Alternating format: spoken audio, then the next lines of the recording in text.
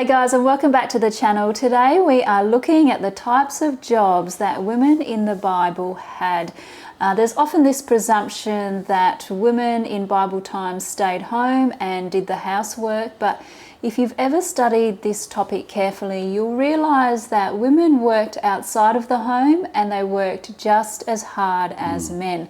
So Caleb, why don't we look at one of the first passages that we've been studying, because obviously we've looked at this together and gone through a number of passages. So what's the first one that you've got for us? The first one is in Genesis chapter 29, and here this is when Jacob meets Rachel for the first time when he's fled from Esau and he's going to his uncle Laban.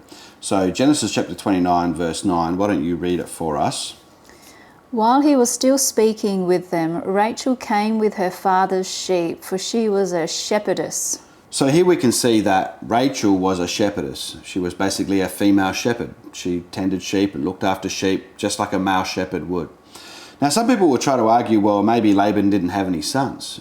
But when you look at Genesis chapter 31 verse 1, it's clear that Laban had a number of sons, because it says that they were complaining about Jacob getting rich, out of the family wealth and so forth. So clearly Laban had sons, but yet Rachel is the one looking after the sheep. She is the shepherdess there. So we can see that she's a shepherdess. Now, it's also, you can see this in Exodus chapter 2, verse 16 to 17.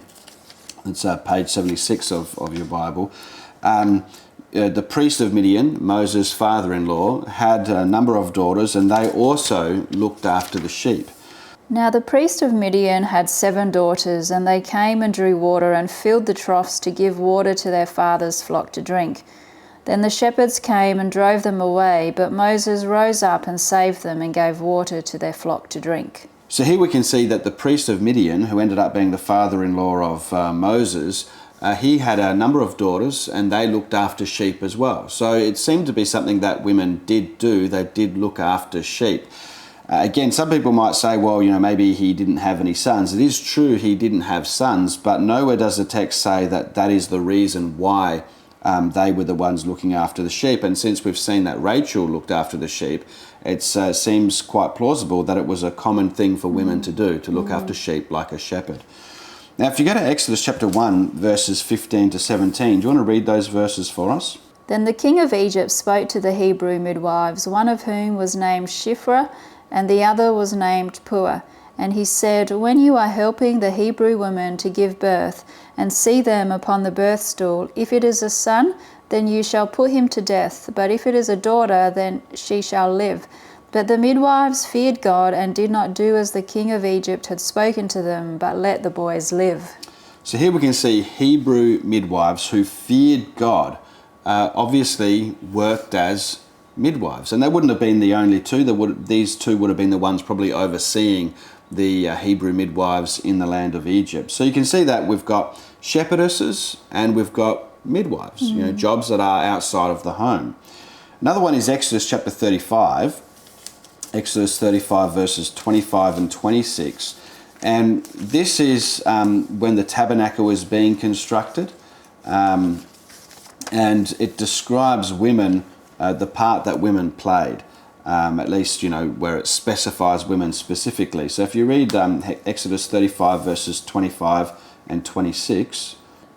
All the women, wise at heart, spun with their hands and brought what they had spun, in blue and purple and scarlet material, in fine linen.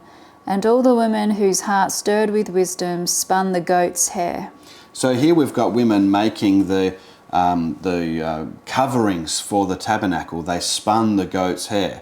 And I don't think this is some skill that they just picked up overnight. This is something that they obviously did. They obviously made clothes, they made blankets, they maybe made tents as well, because that's what they're doing here. They're making the tabernacle, which is a tent. They're making the garments for it, the over, and so clearly these women made tents, and these people lived in tents, right? When you've got Abraham and Isaac and Jacob before they were in Egypt, and when they were wandering in the desert, they lived in tents, right? And these tents most likely were made by the women, as well as clothes and blankets to go on animals and so forth. And if you go to Acts chapter 18, verses 1 to 3, you can see it's actually a job that women did there as well. Acts chapter 18. After these things he departed Athens and went to Corinth. And he found a Jew named Aquila, a native of Pontus, and his wife Priscilla, who recently came from Italy because Claudius had commanded all the Jews to depart from Rome. He came to them, and because he was of the same trade, he was staying with them, and they were working, for by trade they were tent makers. So here we can see in Acts chapter 18, verses 1 to 3, that Priscilla, who was a woman, the wife of Aquila, she had a trade, and that trade was tent making, which would have been very popular in the ancient world, especially in the Old Testament. So we've seen two passages that clearly say that women made tents, right? They took, animal hair and they made tents, and that was really like making houses back then. There were cities and towns and so forth, but many people, especially Israel in the wilderness and different types of tribes and so forth, lived in tents. The patriarchs lived in tents, and so these tents were made by women. These houses really were made by women. So that's really quite interesting. Another passage is Ruth chapter 2 verse 8. Ruth chapter 2 verse 8. And here this is talking about Ruth, gleaning in the fields and so forth. And many people will say, well, the reason why she was doing that was because she didn't have a man to provide for her. Both Ruth and Naomi were widows, and that's why she had to go out into the field. But if you read this text, it seems to be that there were a number of young women employed by Boaz to actually work in the field as well. Then Boaz said to Ruth, "Have you not heard, my daughter? Do not go to glean in another field. Furthermore, do not go on from this one, but stay here with my young women." So here in this passage, Ruth is told, don't go to the other fields, but stay and work in this field and stay with the young women, right? Some translations say, my young female servants or something, So here we have women working in the field, and Ruth is, told to just stay with those women and to glean in the fields along with them. So clearly women worked in the field, So far we've got, women working as shepherdesses. We've got women who are midwives. Today they would be in hospitals. And really there's a real place and a need in society for female doctors, female specialists in different areas and so forth. A lot of women don't want to see a man. And then you've also got people making tents, probably making clothes as well. And then here we've got women working in the field, in the harvest field. And we'll see later that the woman in the Song of Songs also worked in the vineyard. It would have been something women did. They wouldn't have just stuck to these types of harvests. They would have worked in all the different agricultural areas in the land of Israel. They would have worked just like men. Now in 1 Samuel chapter 8 verse 13, if we can turn there, this is when the people of Israel were asking Samuel the prophet for a king. And Samuel the prophet said, look, when you get a king, this king is going to do all these different things. And if you read chapter 8 verse 13, it specifically mentions something to do with women. He will also take your daughters for perfumers and cooks and bakers. So here we've got another 3 jobs added to the list: perfumers, cooks, and bakers. And I doubt it's just because the king wanted it so. I think women probably generally work that way, and he wanted to take women on into his palace to serve him as perfumers, cooks, and bakers. They probably also made candles, and everything had to be made from scratch. You couldn't just go to the supermarket and buy a set of candles or flick the light switch on. These things had to be made from scratch. And so here we've got 3 extra jobs: perfumers, cooks, and bakers. Another really good passage is Matthew chapter 24, verse 41. Matthew 24, 41. And this is the Olivet Discourse, where Jesus is prophesying, the end of the world, his return, the day of the Lord, and so forth. Why don't you read Matthew 24, verse 41 for us? 2 women will be grinding grain at the mill. One will be taken and one will be left. So here we've got another job added to our list: women grinding grain at the mill. So we've got them harvesting the grain, we've got them grinding grain at the mill, we've got them working, all over the place as shepherdesses and so forth, tent makers, probably making clothes. The list is growing. The list of things is growing. Another one is Song of Songs, chapter 1. Do not look at me because I am swarthy, for the sun has burned me. My mother's sons were angry with me. They made me caretaker of the vineyards, but I have not taken care of my own vineyard. So notice here that although, she's been given this job because they're angry with her, we're not told why, but she is the caretaker of these vineyards. She works to look after these vineyards, and she also says she has her own vineyard that she needs to take care of. Now, there may be some symbolic meaning behind this, but I think this symbolic meaning is based on fact, and the fact is she worked as a caretaker of vineyards, and she even had her own vineyards.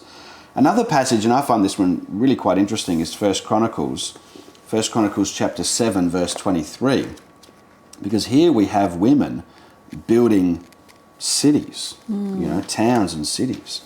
Then he went into his wife, and she conceived and bore a son, and he named him Beriah, because calamity had come upon his house. And his daughter was Shirah, and she built Lower and Upper Beth Horon, also Uzan Shirah. So here we've got, a woman who builds two towns or two cities. She may have been the one who financed and oversaw the building of it. She may have been the engineer behind it. We've got women engineers today. Whether people like that or not, there are in the world today women engineers. And here we've got a woman who seems to be at least behind and overseeing the building of two towns or two cities. So that's pretty cool. Another one is Acts chapter 12, verse 13.